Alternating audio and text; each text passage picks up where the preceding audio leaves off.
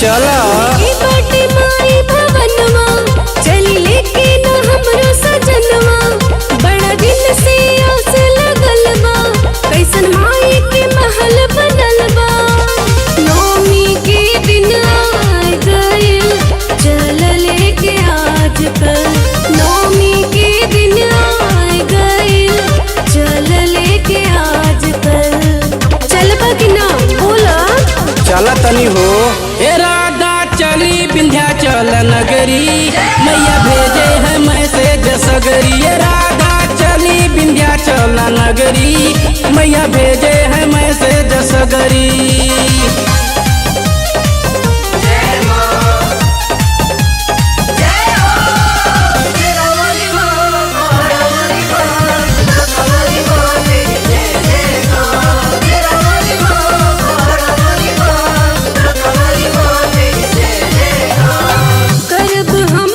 शीश झुकाइब मैया के दर्शनवा चार धाम के दर्शन कराइब रहब हर पल संगवा।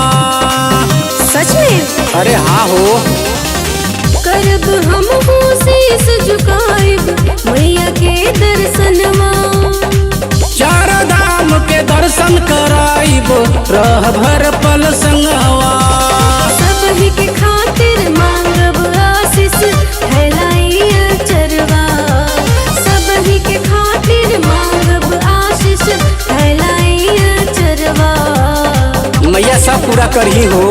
सच में? ए राधा चली विंध्याचल नगरी मैया भेजे है मैसेज सगरी। ए राधा चली विंध्याचल नगरी मैया भेजे है मैसेज सगरी।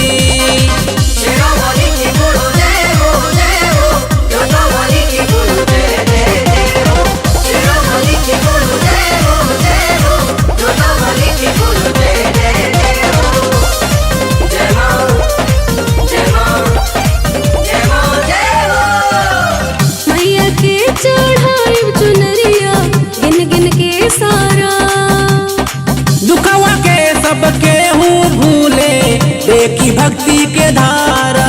मैया के देखते तो जीरा जुड़ा जाए। माई तार दही हो। मैया के चढ़ाई चुनरिया गिन गिन के सारा दुखवा के सबके हूँ भूले देखी भक्ति के धारा।